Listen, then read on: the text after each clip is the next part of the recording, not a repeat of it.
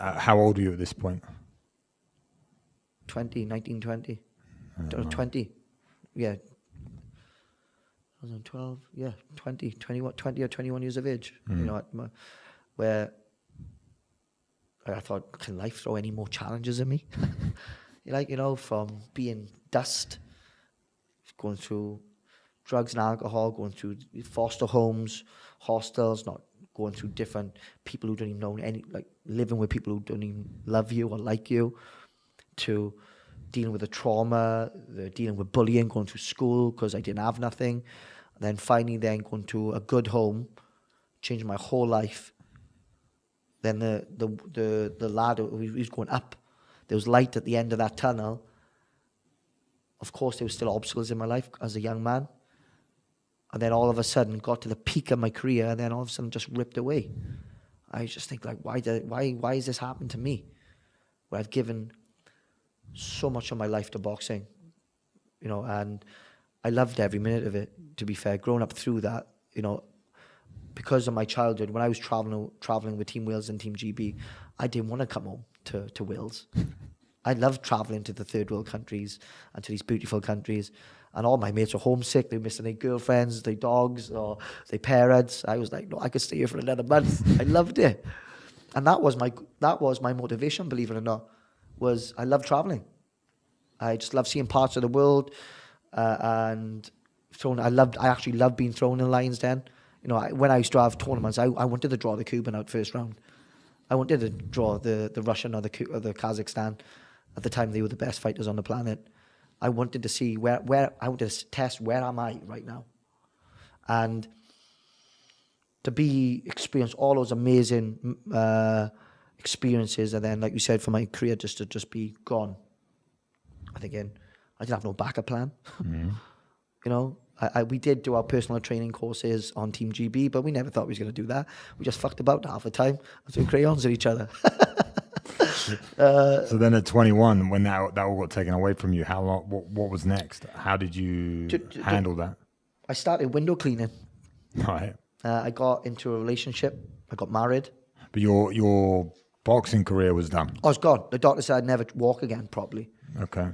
I was back and forth, wheelchair and crutches for a year and a half, 2 years, using my crutches still 3 years later. And then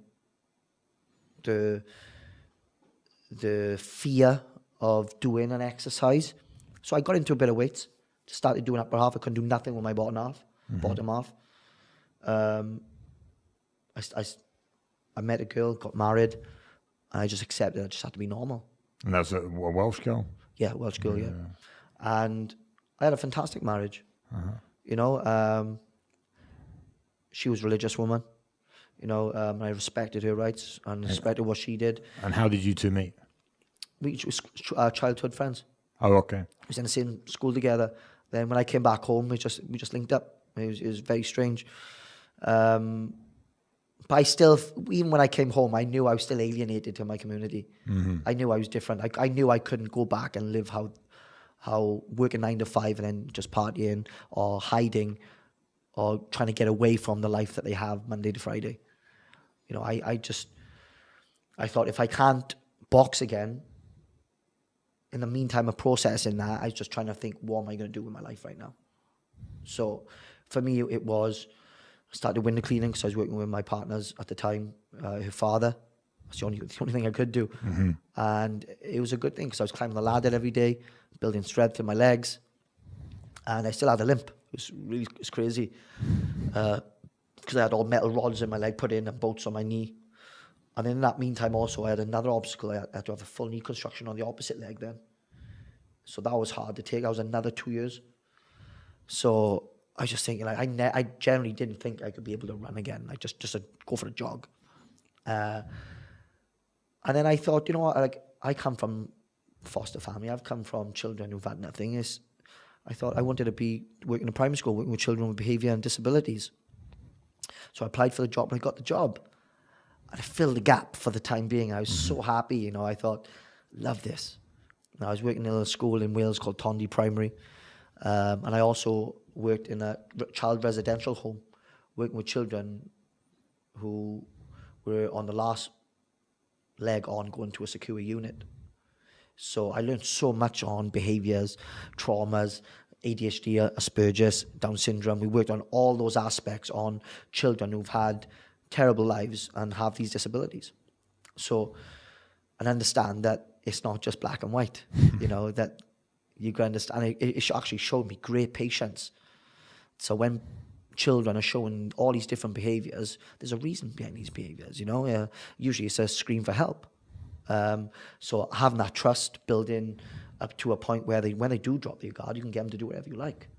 You actually get them to live a normal life, as they call it, you know. And I loved that, you know. And I was getting trained on numerous courses. And then in between that, I started a gym close to me. Said, Dan, you know, I used to take a few lads on the pads sometimes, you know, and I was really good on the pads because I've done pad work my whole life. You know, even when I was a kid, I passed my boxing coaching license at a young age so I could help my coach in the corner, yeah. you know, with the other kids at the gym. Yeah. So that's what we did. We was just a small community. We had nothing. So, and he said, do you want to do some personal training? So on the side of doing that, I used to do some personal training and boxing. And then in the meantime, I was thinking, you know what, why don't I just open my own gym? And I thought, I still have a great name in the community. And in the meantime of that, before I even opened the gym, I went up to watch a bare knuckle fight. My mate said, come and watch this. It was savage. Like, he was in like the white collar world and off license in boxing, and he had some contacts up in there. And yeah, I said, okay, that's not something that I would normally watch. I had no interest in it. I have no clue about it. So I went up to London O2 and watched it, and I thought, it was in London. Yeah. Oh, because it was big at the O2 then. Yeah, but it was only then just got to London. They were fighting Hill Bales Yeah, in Manchester and Coventry, and so when I got there, what was the name of this show? You know, it was called Be Bad Promotions. It was Be Bad Promotions, okay. And it's still run by the same company that I'm part of now. Okay, But it was the beginning, and I went up there, and they started, obviously bare knuckle sport at the time, which I had no clue on, was actually a growing sport. And they were portraying it as they were the only legalized bare knuckle company on the planet, which they were at the time. I don't know how they got the license, but they did. It was all on paper. But anyway, I was watching the first few fights, and it was this big American. He must have been about 24 stone. He was huge.